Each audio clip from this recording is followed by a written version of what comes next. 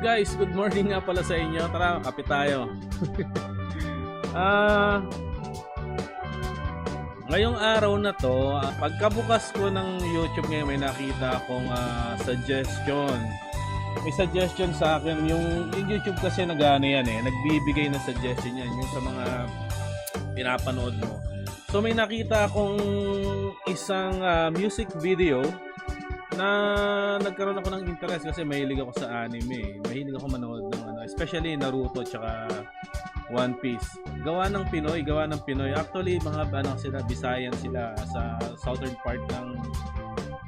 part ng Pilipinas.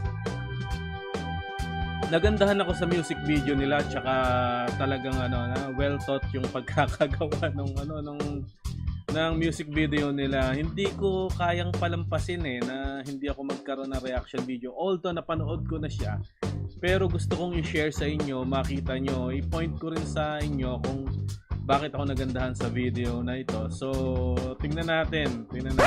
Hey guys, this is Brian Mendoza and welcome to Grailfox HD.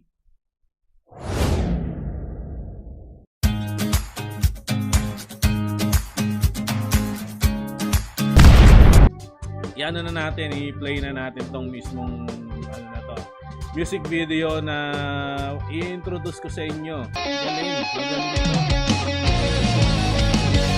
natatawa, sandali nga. Tingnan natin yun. Natatawa yung okay na natatawa yung drummer Yung drummer nakakatawa. Kasi, tingnan nyo pause natin. Ulit. Dito natawa yung drummer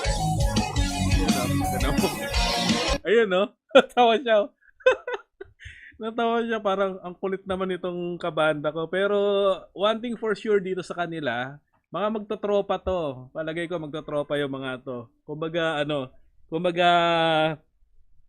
sila, matagal lang magtotropa to kaya palagayang loob nila. So parang laro-laro lang sa kanila yung So go. Dali nga. Nag-aano pa nagnininjaran pa yung mismong naghahanap ng aso. Noong una ko napanood to, akala ko Japanese yung sinasabi. Hindi ko rin maintindihan. Hindi ko siya maintindihan. Pilit kong iniintindi pero hindi ko siya maintindihan. Tapos parang Tagalog siya na yun pala. Nagbasa ako na sa mga comments niya Ang dami na ng views nito. 600,000 yata views.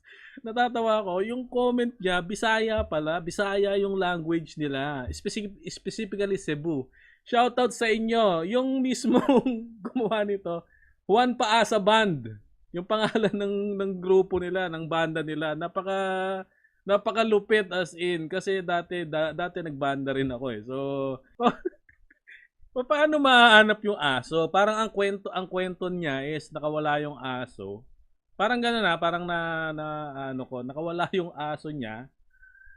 Parang gano'n, nakawala yung aso. Tapos, sinahanap niya, ganyan yung itsura. Paano mo malalaman missing Tatsuki? Paano mo mahanap yun?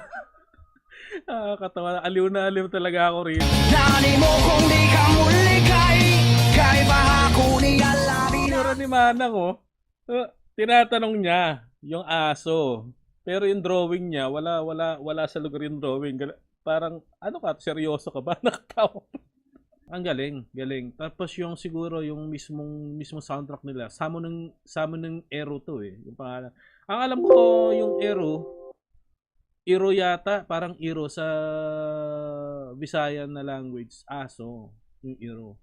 So yun ang yan ang maganda doon. Napakagaling ng pagkaka-compose nito and para siyang Japanese na Visayan language. So, kung gusto niyo ma-follow sila, eto, lalagay ko dito, Juan Paasa Band, www.facebook.com, Juan Paasa Band, tapos YouTube nila, ilalagay ko sa section doon sa baba. And, ang gagawin ko siguro rito, lalagyan ko ng link para makita nyo, mapanood nyo rin yung original na videos na magkaroon siya ng view. So, inano ko lang siya, finiture ko rito para kahit papano may appreciate ko yung mismong ginawa nilang kagandahan at ginawa nilang effort dito sa mismong kanta nila. Ang forma, ang galing. So ayun guys, salamat sa inyo. Like, share, subscribe, and i-on nyo yung notification nyo. And yung mga videos ko dyan, i-ano nyo, i-click nyo, panoorin nyo. Okay guys? Salamat sa inyo. God bless and peace.